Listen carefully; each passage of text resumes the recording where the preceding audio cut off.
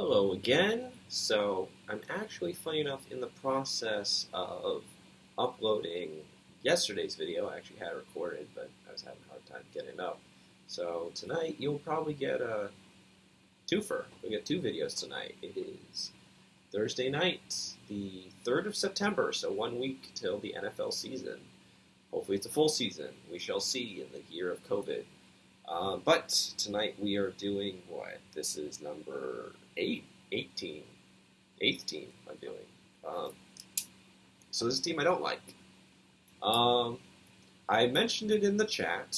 I'm not sure if the person will actually watch the video. I noticed most of the people I have the most advice for do not follow the advice, but it's your team. So we shall see. Tonight's team is what I've said, the strangest draft in the league, and it is Stefan. So it is Stefan, and yeah, give me some good JuJu. Who we all know he took JuJu.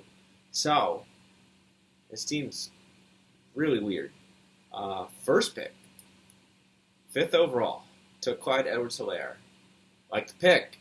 So let's get into it. So I like Clyde Edwards-Helaire.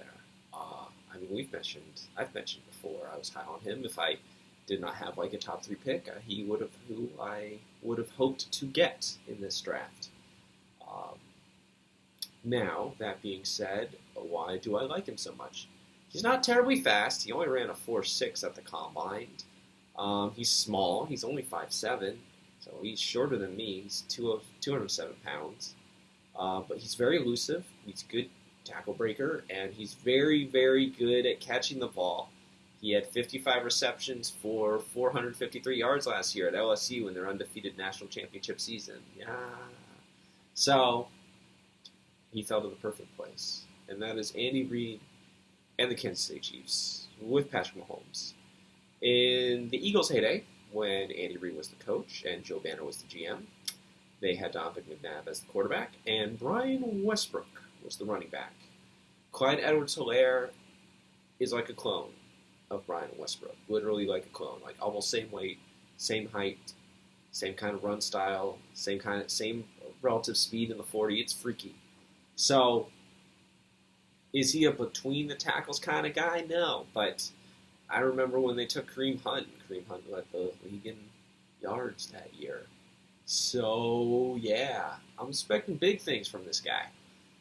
I think he'll get like 900 yards rushing. It's not because he can't get more, but mostly he's going to get a lot of yards receiving. I'm thinking like 400, 500 yards receiving. And like 11, 12 touchdowns, which middle of the first round, it's real good. The thing that he's a rookie, we don't really know how good he is yet. So, like, it's tough because, like, you're hoping he just meets this, which is a top 5 fantasy running back. It's real high risk because, I mean, they're could take Dalvin Cook. Ooh, Derrick Henry I don't love, but he's safe. I mean, there's just no track record on him. But with Damian Williams opting out of the year, man, oh man, Clyde Edwards-Helaire, you left a national championship team to join a Super Bowl contender. Like, doesn't get better than that. So I'm expecting big things. I don't know if he's going to be a top 5 fantasy running back. I think he can be a top 10 fantasy running back. So for the money, for the value, top 5 pick, I like it. I probably would have done the same thing where you were. So, yeah, maybe consider Dalvin Cook, but probably not. Not a Cook fan. So, yeah, this is a strange draft. So I like that pick. In the second round, take Le'Veon Bell, and I hate that pick. I've mentioned before, I had 20 running backs, 20 running backs that I had a first or second round grade on. Bell was not one, and it's not because of the talent. I know Matt Barry specifically has mentioned, he thinks Le'Veon Bell is also step. I think that's wish-wash. I don't believe that for a second, not even a millisecond. Le'Veon Bell has been the most patient running back in football. And what I mean by that is, like, he'll wait behind the line of scrimmage, he'll wait for a hole to come through, and then dart in. A lot of guys, like Miles Sanders, have a lot of speed, they're very athletic, and they'll just hit the ground running as soon as they get the ball in their hands. The problem with that is usually plays take a longer time to develop, even a run play. You have to be able to find the right hole and make the right read to get upfield. That's been Leonard Fournette's biggest problem in the NFL. That for a long time was Adrian Peterson's problem. For a lot of young players, that's a hard thing to do because they're not taught in college how to do inside zone or outside, bounce the ball outside, and how to make the right reads. You'd think they would, but college teams only have them for 3 years to try and just do what they do best. And some of them will throw them behind a fullback. Fullback makes a read for them. Sometimes they'll put them in the shotgun, and basically the quarterback can direct them. So Bell is not that. Bell is very, very good at reading. Bell is very, very patient. I don't think Bell has lost a step. The issue is he's on the Jets. I think Adam Gase is a bottom 3 coach in the NFL. Everyone has told me about Adam Gase on Peyton Manning's Denver teams. And I'm like, that was 6, 7 years ago now? Like, the guy got a gig with Jay Cutler. The guy got a head coaching job with Ryan Tannehill. Now he's head coach of the Jets. The offenses for the last 6 years have been getting worse in rankings every single year. Like, Bell didn't even break, 15 fantasy. So week 1 he had 17.2 fantasy points.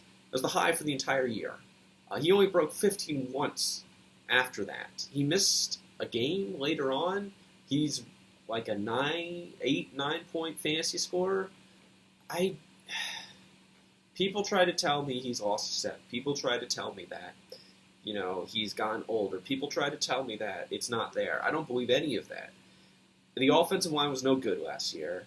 He's got Sam Darnold, who's basically seeing ghosts, as he likes to be quoted.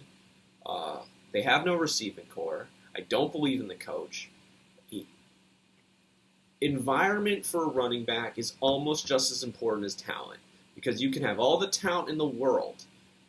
If the team sucks around you, doesn't matter. And the reason why is because everyone knows you're getting the ball. And that's the same thing. The same thing that happened with Leonard Fournette in Jacksonville is the same thing that happened with Le'Veon Bell. And I think Le'Veon Bell has more talent than Leonard Fournette, because Fournette has a hard time staying healthy. He has a harder time staying in shape, frankly. Le'Veon Bell is an excellent back. If he was not in with the Jets, if he was on the Steelers, he's a top 3, top 5 running back in the NFL. It's ridiculous. He wasn't even voted a top 100 player this year because he's on the Jets. And the Jets are terrible. So, what does this have to do with your pick? I did not want Le'Veon Bell. I was not taking Le'Veon Bell under any circumstances. I cannot see a way in which Le'Veon Bell breaks 1,000 yards rushing. And it's not even about him. It's because the team is terrible. The team is terrible. There's no wide receiver core. The coach is awful. The quarterback has regressed in 2 years. Is going into year 3. He's probably going to fail. This is the same class as Baker Mayfield, same class as Lamar Jackson, and Josh Allen, and Josh Rosen. And other than Rosen, Darnold's probably the worst quarterback among them, because he's in a terrible environment. He's not being developed. They're wasting Le'Veon Bell. Only now, in year 2, is Adam Gase saying, oh yeah, Le'Veon's really good at catching the ball. We should probably use that more. Yeah, you probably should. He's one of the top 5 backs in the NFL. You should probably give him the ball as much as he can get it. They're currently splitting carries with Frank Gore. 37-year-old, 16-year veteran Frank Gore is being talked about by Adam Gase as splitting carries with Le'Veon Bell. That's how insane this team is. So, for all the turmoil, for all the ridiculousness that's around him, I think Le'Veon Bell will still get 750 yards rushing. I think he'll get, hopefully he gets 50 receptions. Hopefully they use him that much. Last year got 66. He should be getting, 80, 90 balls, but, what do I know? So, he'll probably not even break 400 yards receiving, because they don't know how to use him. I think he'll still get 1,000 yards for the season. Basically, this looks like a better end of Ronald Jones's breakout last year. He'll probably get 6 touchdowns, so a little bit better touchdown regression. Last year only had 4, but it's not even that they don't give him enough volume. Like last year, he got like 245 carries, and now he's going to split time with Frank Gore. It's just like they don't know how to use him properly. He's 28 now. We're getting towards the end. Like once a running back hits 30, that's usually like it. The peak's usually 25, and they're wasting it. They're wasting what the end of his peak on a losing team that would be lucky to win 5 games this year. I cannot stand Adam Gase. I can't stand the Johnson ownership group. I can't stand the Jets. It's just no wonder Bill Belichick was a head coach there for a single day because he could not put up with this crap. It's ridiculous. So I don't like the pick at all. Le'Veon's going to fail. I'm telling you, I can guarantee it. You can literally cut off my left hand if you want. Because, this is not a good pick. Because everything screams regression. Everything screams bad environment. Everything about Le'Veon Bell and the Jets is bad. I was not taking him under any circumstances. He could have fallen all the way to round 5. I still wasn't taking him. Because there's no way he's going to have a good year. I just don't believe it. He's a running back with a pulse. I might have even taken Adrian Peterson over him, and I took him in round 5. Just because at the very least, I know the Washington team has Ron Rivera, and they do right by him. They're just going to abuse Le'Veon. For all I know, he could get hurt the second week, and they'll just throw him on IR and lie about it. So, yeah, no, bad. Jets bad. I don't want anything to do with them. Next round. Here we go again. So, where did we go? Oh, we went Cam Akers. Well, this is good. So, we listened after last year taking Latavius Murray to be our number 2 running back. This is much better. I will say this is much better. For all that bluster I said about Bell, he's probably a flex. Cam Akers could be your number 2 running back. I like Cam Akers. He was a 52 pick in the draft. He was on a bad Florida State team. He's really talented between the tackles. Todd Gurley, as I mentioned in my last video with Andre, Todd Gurley's gone. Todd Gurley's in Atlanta. Someone's got to soak up all those carries. Do I think he's going to get as much workload as Todd Gurley? No. Do I think he's a really good player? Yes. They wouldn't have drafted him in the second round if they believed in Darrell Henderson. So obviously they see something. I think Cam Akers is going to get like 200 carries. I think Cam Akers is going to get like 800 yards. I think Cam Akers is going to get like 200 yards receiving. So like 1,000 yards total. Kind of like Ronald Jones' year last year again. But for a rookie, that's really good. But he'll get a lot of touchdowns, maybe like 9, let's say 10. A lot of touchdowns for a rookie, but they really like going to running backs in the red zone, which is what I like about the Rams' offense. So he's a big play waiting to happen. He posted one of the best yards per carry and forced tackle rates in college football last year. He's going to get most of the goal line work. He's a rock-solid number 2 running back, which is weird because, I guess Bell's your flex and Akers is your number 2 running back, so I like that. Weird up and down. Again, this is a strange team. There are things I really like, things I really hate. So, yeah, I like that. 4th round. Of course, the team called Gimme Some JuJu took JuJu. So we took JuJu Smith-Schuster. It's our number 1 receiver, getting back on that train. I can buy doubling down on a guy hoping he goes back to what he was. Last year, the Steelers' offense was a mess once Big Ben got hurt. He only had 42 receptions in 12 games. I think he had 500 yards receiving and 3 touchdowns. And the year before, he had 111 and 1,400 yards receiving. He was a monster. He was a borderline superstar. But that was across Antonio Brown, who takes all of the coverage away, and then JuJu was the man. Now, JuJu, I think, will be better this year because they have Big Ben.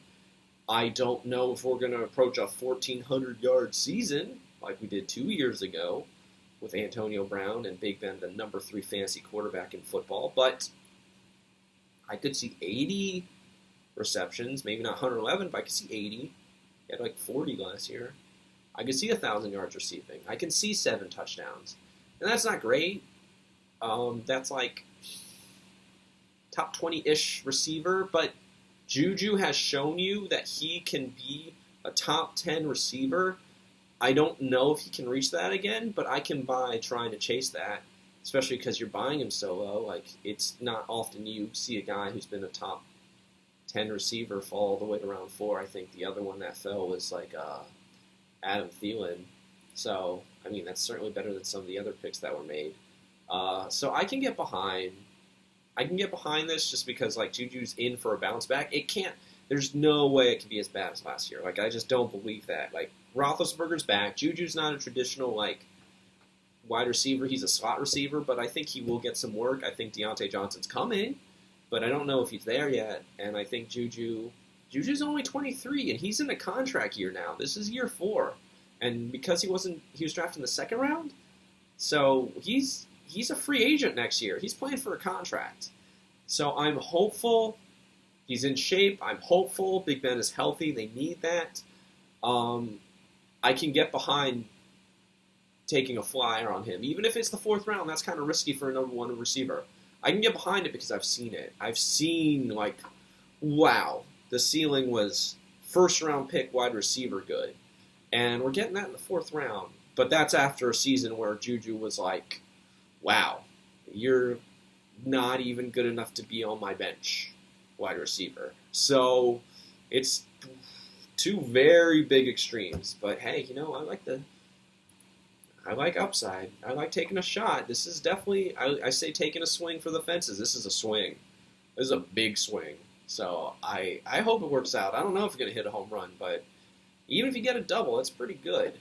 So we filled our receivers, took a high-risk wide receiver. What are we doing next? Now we're going back to, like, things I don't like. It's so strange. So we took Cooper Kupp. What do I not like about Cooper Kupp? So, first 11 weeks of the season, he was on the field almost 90% of the time, and he had like a 25% target share.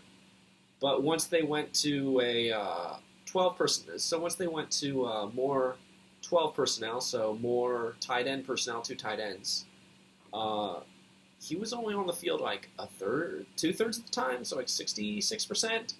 And he only got like a 15% target share. So how heavily do we believe the back end of the season with Tyler Higbee taking some of the targets? And how much do we think Kupp can be great again? Because he was fantastic last year, especially to begin the season. I mean, he was a top 5, he was borderline top 5 wide receiver for most of the season last year. But then he fell because the second half was so rough.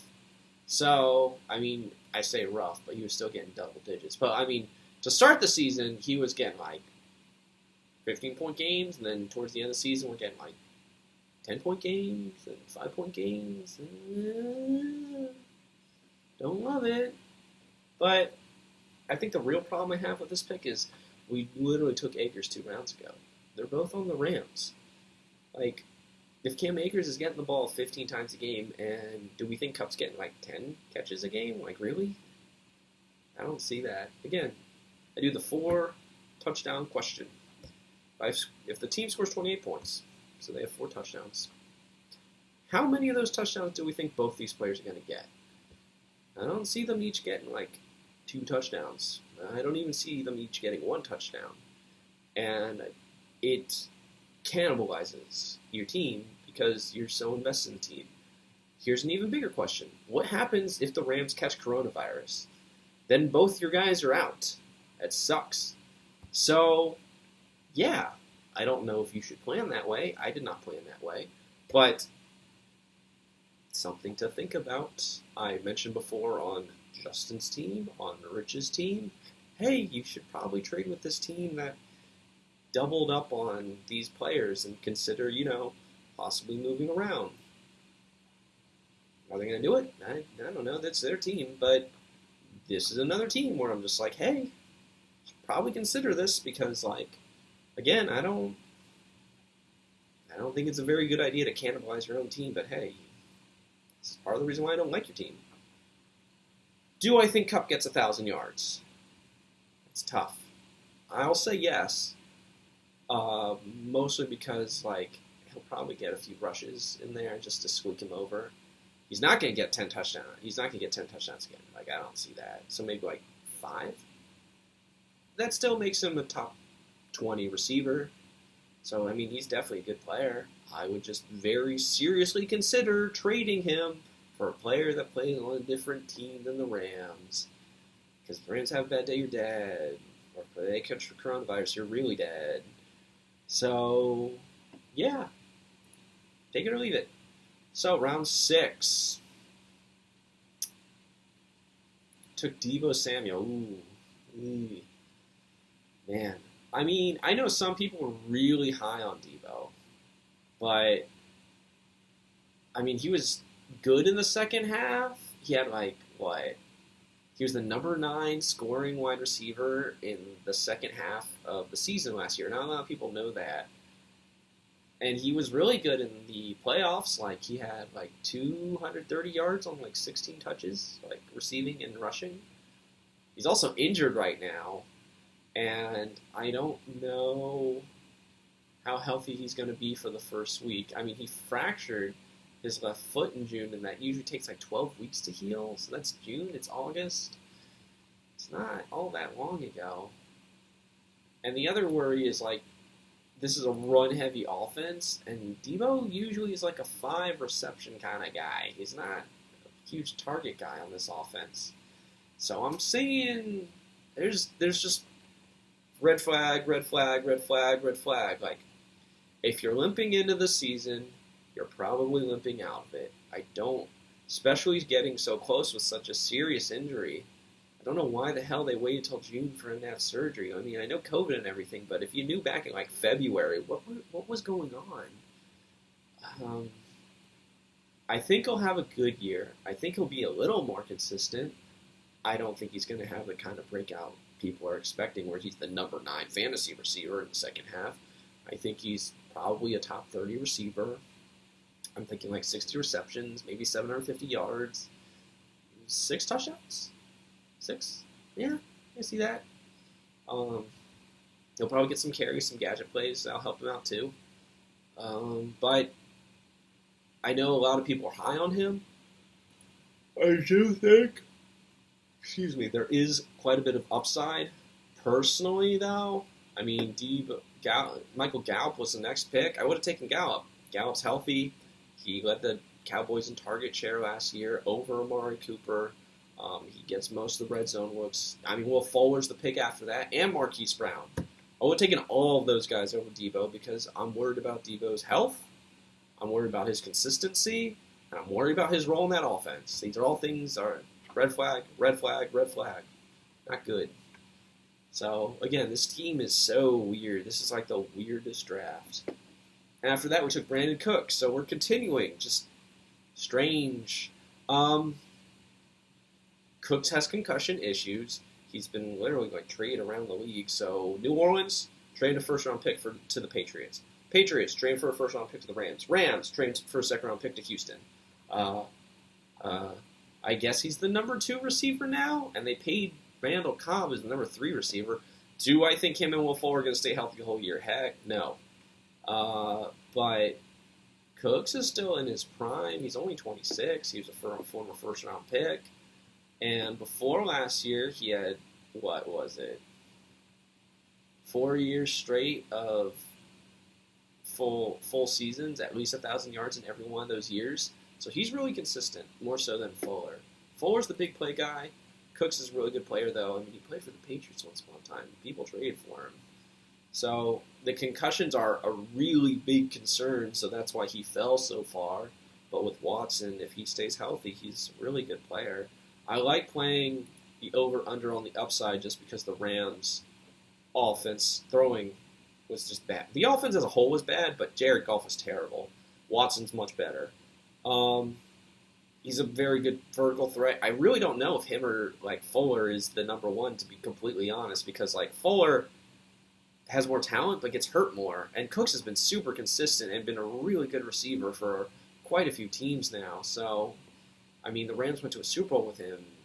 The Patriots went to a Super Bowl with him. The Saints almost went to a Super Bowl with him. He's like a lucky charm.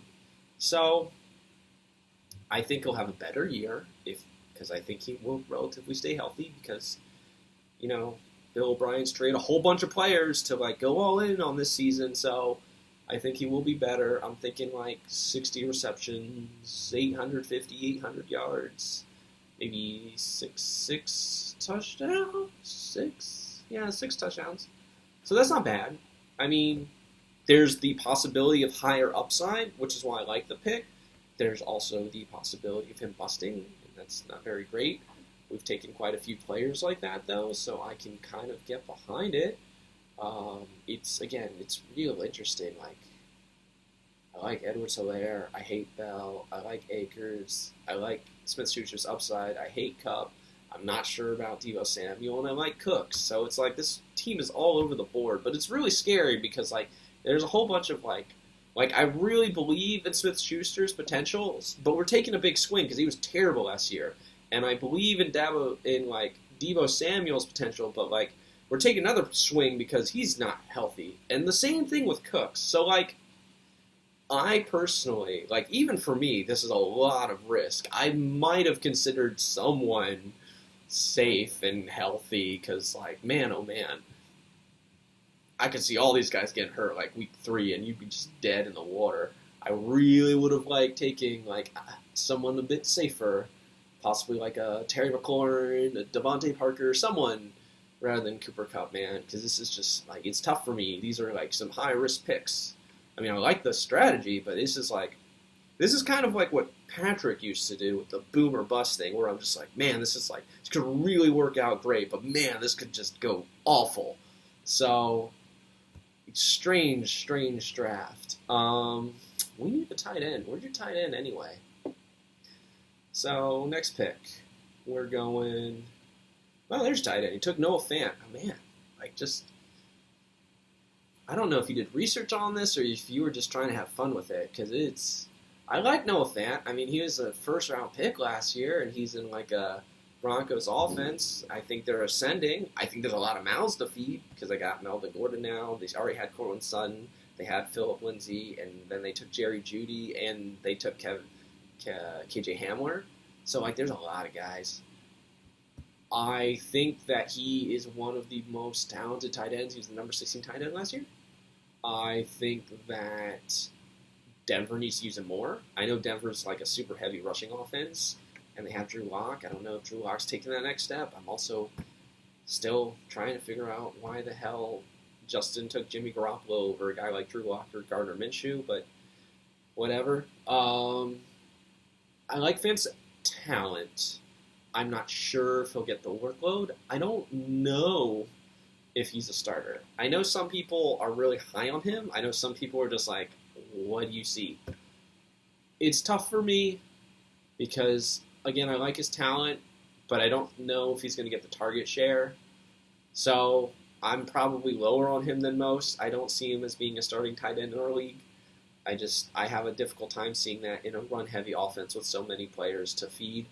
Maybe he becomes Drew Lock's preferred option, though. I mean, I can kind of see that.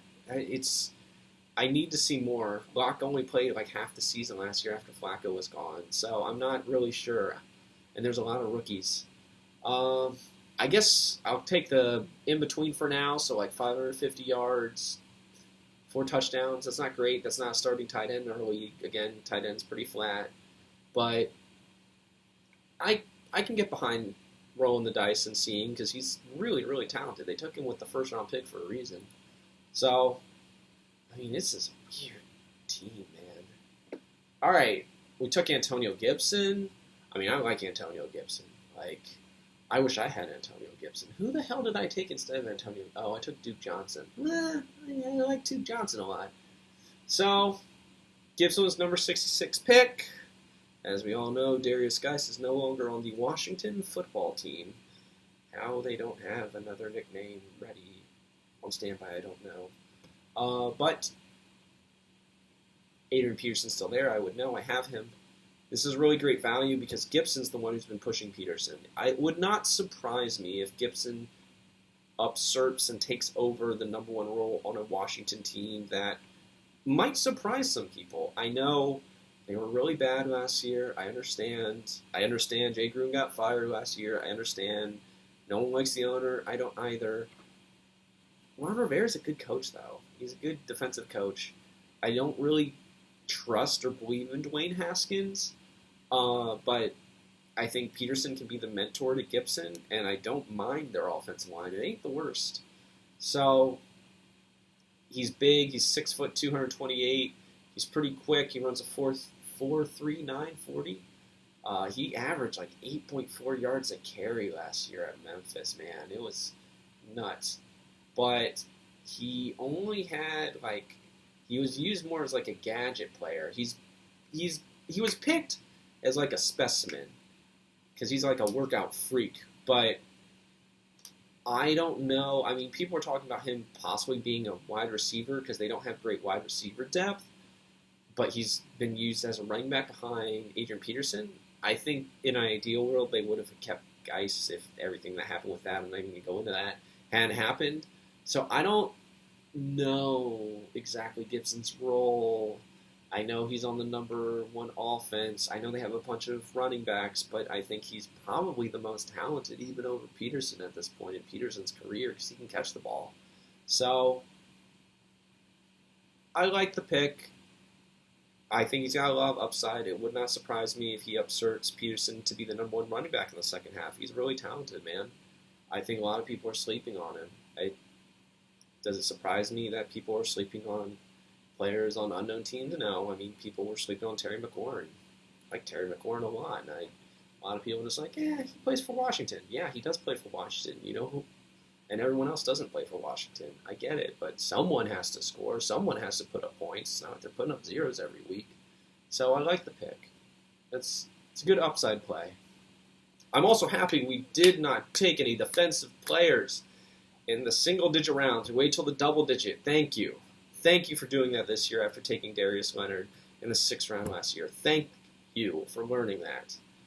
We took Joey Bosa, super elite defensive end for the Chargers, round 11.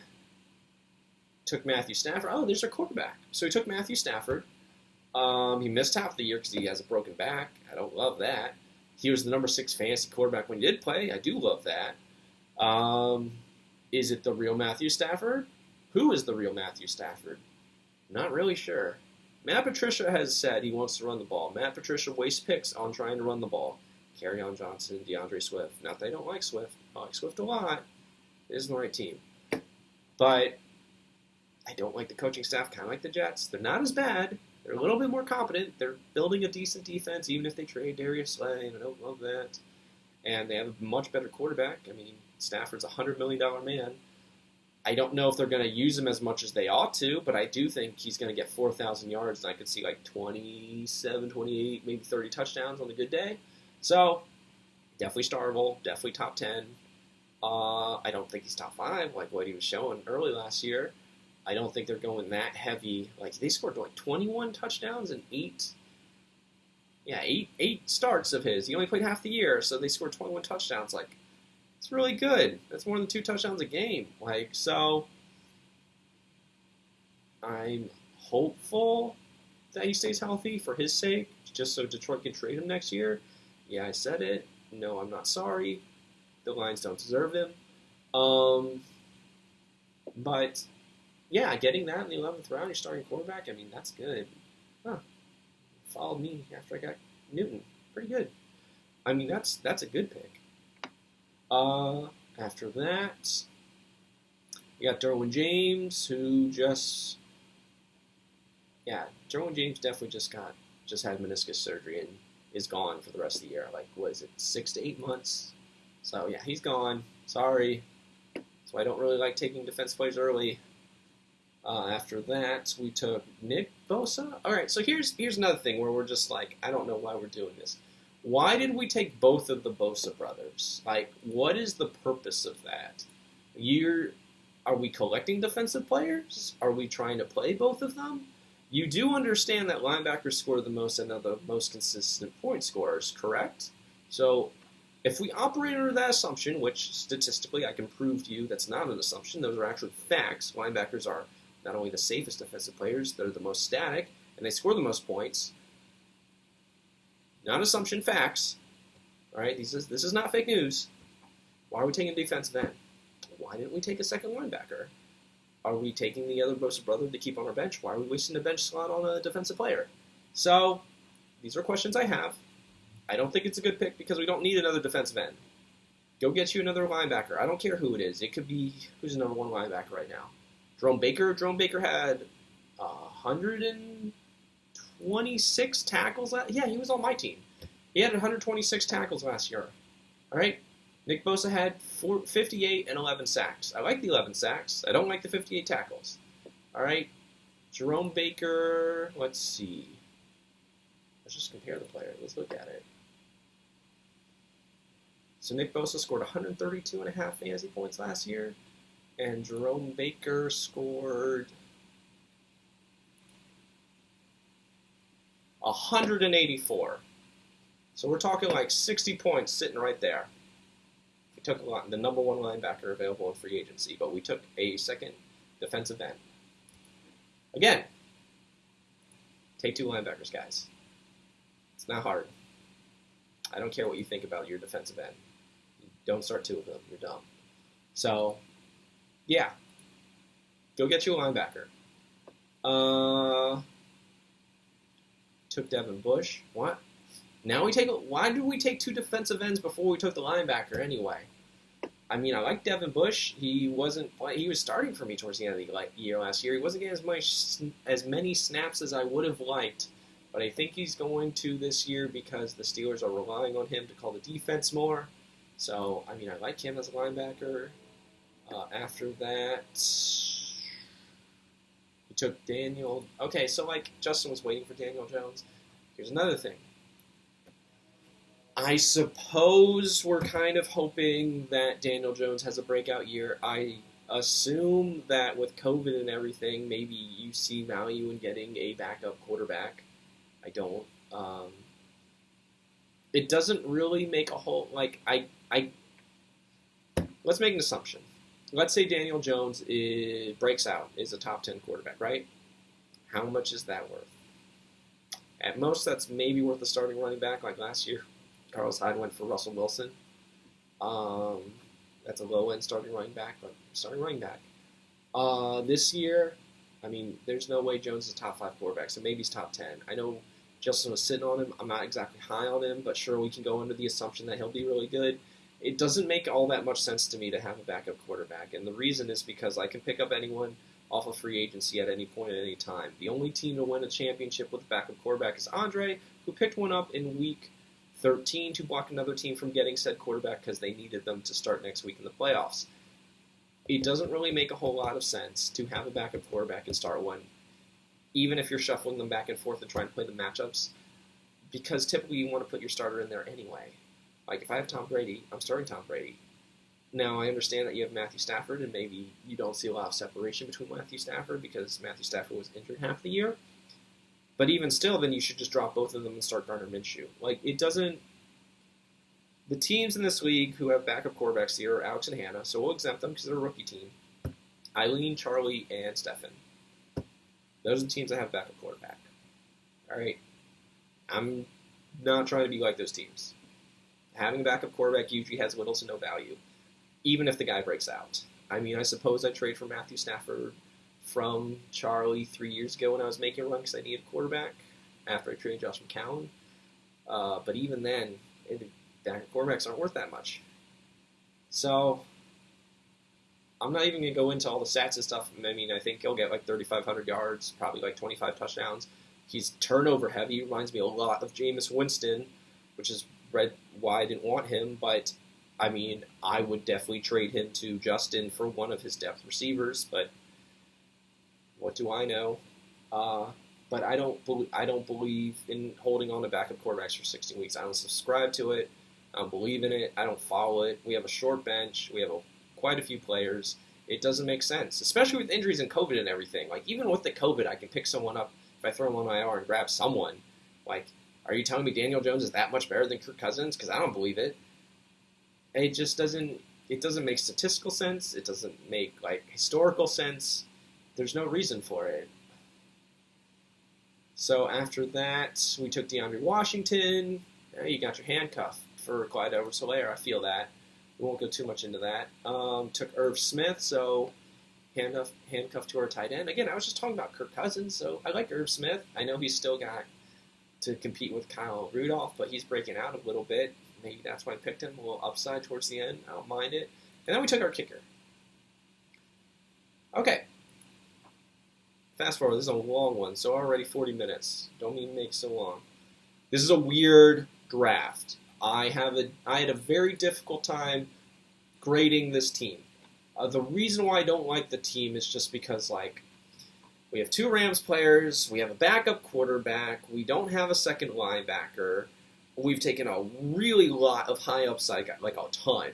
And like I have mentioned, I like to take shots. I like to take shots whenever I can take shots. But, you know, even myself, will admit it's just like sometimes we got to slow down the hype train, especially when like we're not exactly sure how everything's going to go.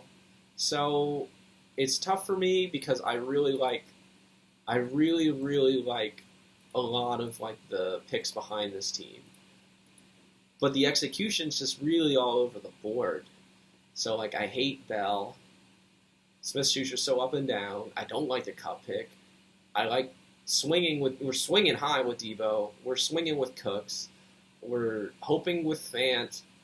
I like the Gibson pick. We're taking some defensive players. I like the Stafford pick.